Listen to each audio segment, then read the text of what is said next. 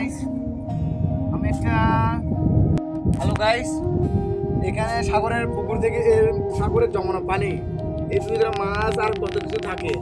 হ্যাঁ, আমি আজকে এই গর্তের ভিতরে হাত দিব এবং এখান থেকে কি পাই ফলো করুন, আপনারা পাশে থাকুন, দেখুন কি পাওয়া যাচ্ছে।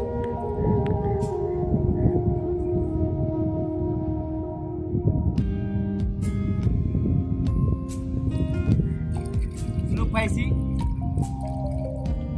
গাইস, এটা কি দেখা যাচ্ছে?